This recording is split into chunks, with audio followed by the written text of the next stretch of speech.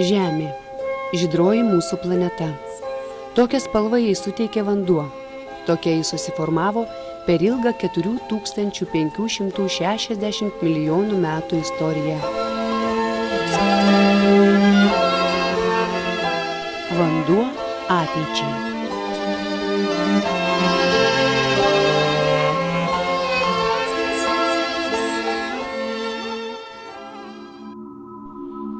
Žemės dinamiką lemia du pagrindiniai veiksniai – Saulės energija ir Žemės vidinis karštis, atsirandantis dėl gelmėse vykstančio radioaktyvių elementų skilimo. Manoma, kad dėl šių veiksnių Žemės planeta ir gyvybė joje egzistuos dar apie 5 milijardus metų. Saulės energija, prasiskverbusi pro atmosferos filtrą, šildo Žemės paviršių. Veikia orus, skatina vandens apykaitą, Žemės paviršiaus eroziją ir nuosėdinių uolienų formavimąsi.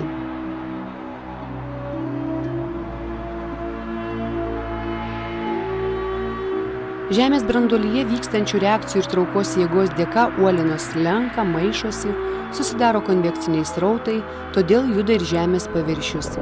Veržiasi vulkanai, vyksta žemės drebėjimai, kyla kalnai, grimzta vandenynų įdubos, formuojasi nauja Žemės pluta, kurioje gausu žmogui taip reikalingų naudingų iškasenų ir mineralų.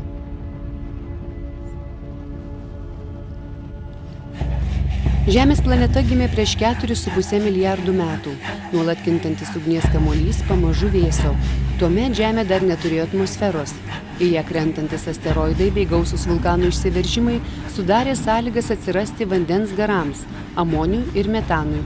Vėliau azoto, vandenilio ir deguonies junginiams. Pastarieji savo ruožtu suformavo įvairiausių elementų oksidus, iš kurių bene svarbiausias buvo anglies dioksidas. Taip palaipsniui atsirado Žemę saugantis atmosferos sluoksnis, be kurio bet kokią gyvybę Žemėje sunaikintų pražūtinga Saulės radiacija. Vanduo ir viskas, kas jame ištirpo, užpildė milžiniškas Žemės įdubas ir mūsų planetos paviršiuje įsiviešpatavo vandenynai. Per ilgą evoliucijos laikotarpį maždaug per 2,5 milijardo metų vandenyje atsiradus palankioms gyvybei sąlygoms išsivystė pirmieji vienaląsčiai organizmai. Beveik po 3 milijardų metų susiformavo daugialąsčiai organizmai. Jie įvairėjo, evoliucionavo, išsikėlė į sausumą ir pakilo į orą. Dar po pusės milijardo metų Žeme ėmė vaikščioti pirmykščiai žmonės. Ir dabar vanduo yra pagrindinis gyvybę palaikantis gamtinis išteklius.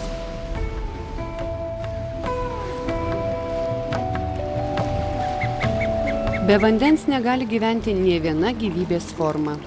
Jis yra svarbiausia organizmo ląstelės sudedamoji dalis. Apie 60% medžio svorio sudaro vanduo. Gyvūnuose jo kiekis kinta nuo 65 iki 80%. 2/3 žmogaus kūno taip pat vanduo. Beje, mūsų smegenyse vandens yra apie 75%, kauluose 22%, o kraujyje net 83% vandens. Bet kuri žmogaus gyvybinė sistema naudoja vandenį maistui virškinti, tirpinti ir pernešti naudingas medžiagas į kraują, o nereikalingas ir žalingas pašalinti iš organizmo. Vanduo kontroliuoja ir žmogaus kūno temperatūrą. Be maisto žmogus gali gyventi kelias savaites, o be vandens tik kelias dienas. Vanduo mūsų planetoje yra visur. Vandenynuose, ežeruose, upėse, šuliniuose, dirvoje ir atmosferoje. Jis užima 71% Žemės paviršiaus. Dėl vandens gausos žiūrėdami į Žemę iš kosmoso, astronautai mato ją kaip mėlynąją planetą. 95% jos vandens yra vandenynuose ir jūrose. Likę 5% yra gėlas vanduo. Bet iš jų 4% sudaro abiejų ašigalių ledynus. Taigi gėlo upių, ežerų, atmosferos ir dirvožemio vandens turime tik 1%, o lengvai žmogui pasiekiamo tik 0,03% Žemėje esančio vandens. Šią menką dalelę sudaro visas gėlas Žemės paviršiaus vanduo bei požeminis vanduo, kurį galime pasiekti turimomis techninėmis priemonėmis. Dalis gėlo vandens kaupiasi atmosferoje ir debesyse. tačiau žmonijai aprūpinti jo pakaktų tik 10 dienų.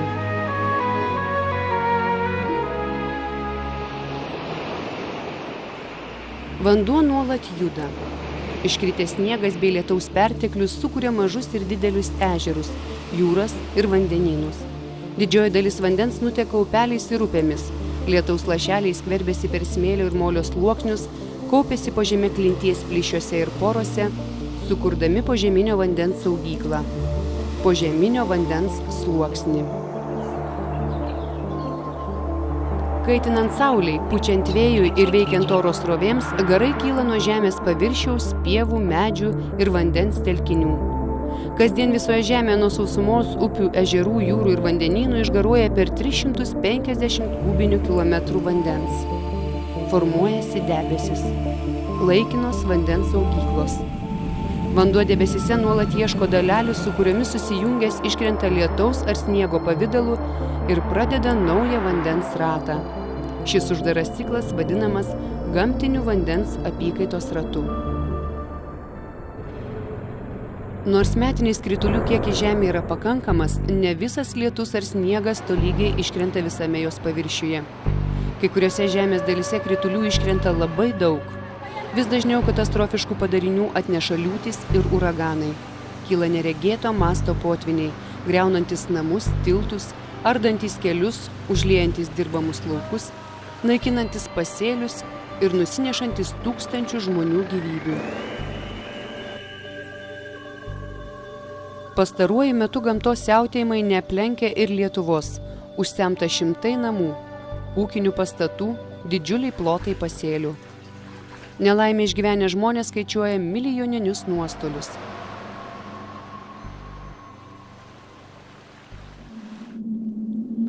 Tačiau yra žemėje vietų, kur nelyja keletą metų iš eilės.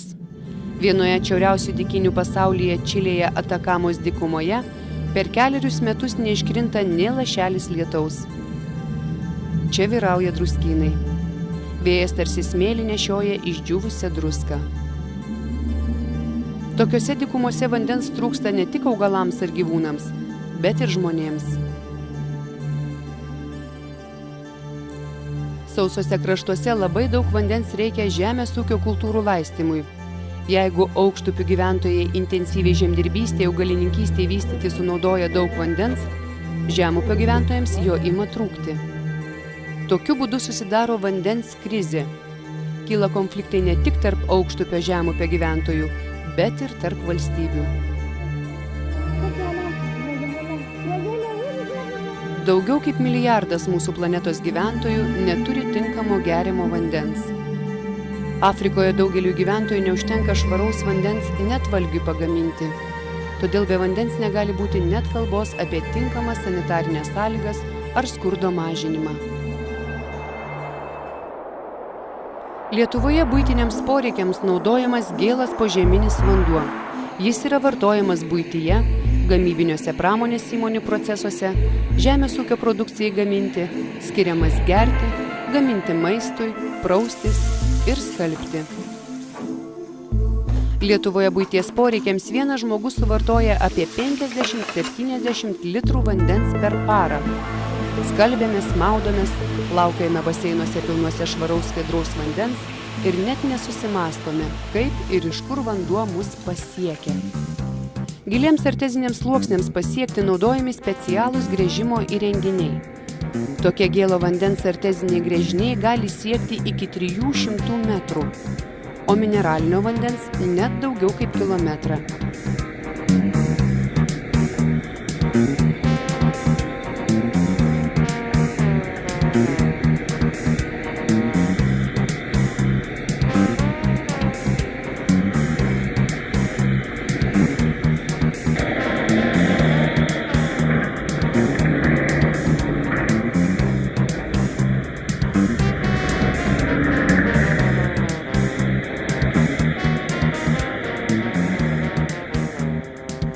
Siurbliais pakeltas vanduo paduodamas į įvairias vandens talpyklas, o iš jų toliau vandentiekio vamzdynais transportuojamas į vandens tiekimo sistemas ir pasiekia mūsų čiaupus.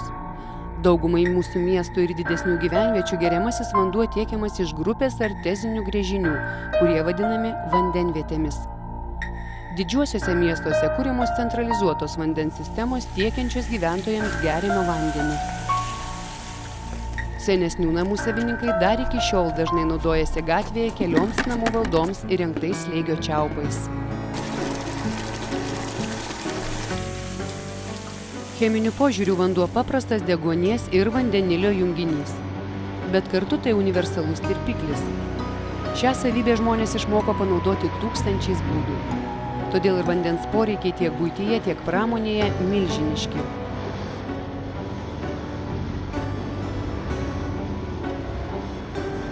Be vandens neįsivaizduojame savo gyvenimo, bet gyvendami tą patį vandenį ir teršiame. Dalį teršalų vanduo ištirpina. Kita dalis įvairių neištirpusių atliekų kartu su vandeniu nuteka į kanalizaciją. Vanduo apsunksta, pakeičia spalvą ir skonį, įgyja blogą kvapą. Netgi ir vandens pavadinimas pasikeičia. Dar neseniai buvęs skaidrus vanduo dabar vadinamas nuotekomis. Nuotekas būtina valyti. Todėl užterštas vanduo kanalizacijos vamzdžiais nukreipiamas į nuotekų valymo įrenginius. Vandenį lengva užteršti, tačiau jo išvalymas yra labai brangus ir ilgas procesas. Pabandykime pasiekti vandens kelią sudėtinguose nuotekų valymo įrenginiuose. Pirmiausiai vanduo prateka pro mechaninius filtrus, kurie sulaiko stambias šiukšles.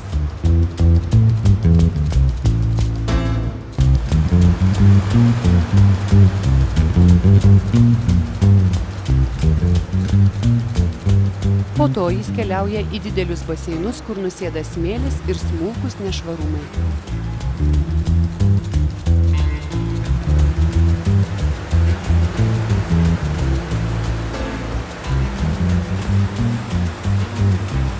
Tuomet vanduo patenka į aeracijos baseinus. Čia jis prisotinamas deguonies. Dideli oro siurbliai pučia orą ir maišo vandenį, o gyvosios bakterijos sunaikina organinius teršalus ir netgi naftą. Tačiau jeigu su nuotekomis kartu patenka nuodingų cheminių medžiagų, jos sunaikina naudingas bakterijas ir vanduo tinkamai neišvalomas. Tuomet procesas užtrunka, bakterijas tenka užauginti iš naujo ir netinkamai išvalytą vandenį dar kartą grąžinti į aeracijos baseinus.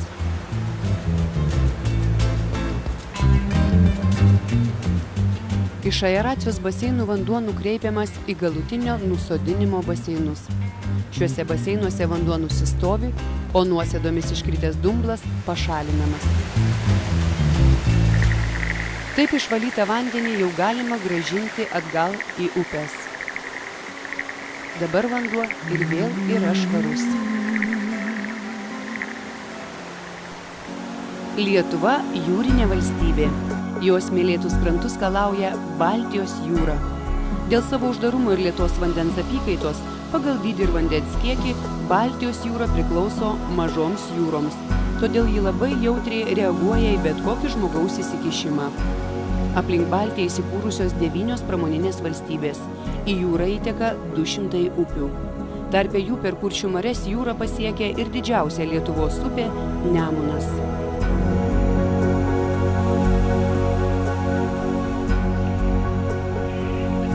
Nemunas, kaip ir kitų šalių upės Dauguva, Odra, Narva, Neva, savo vandenimis atplukdo blogai išvalytas nuotekas. Be komunalinių žemės ūkio įmonių ir pramonės nuotekų į Baltijos jūrą yra patekę nemažai naftos ir karo pramonės produktų. Gamtosaugininkai paskaičiavo, kad kasmet į šią jūrą patenka iki 2000 tonų naftos produktų. Nafta greitai sklinda jūros paviršiumi ir daro didžiulę žalą gyviesiems organizmams. Po Antrojo pasaulinio karo Baltijos jūroje buvo paskandinti konteineriai su daugybė tonų nuodingų medžiagų.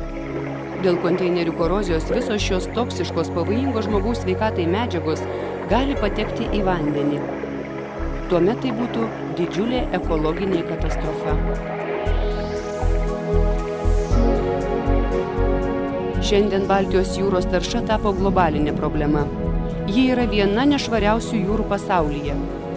Lietuvai įstojus į Europos Sąjungą padidėjo gamtosaugos finansavimas. Todėl tikimasi, kad ir mūsų valstybė ateityje prisidės prie Baltijos jūros ekologinių problemų sprendimo.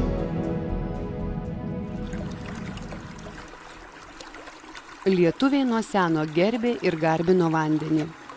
Prie vandens telkinių statė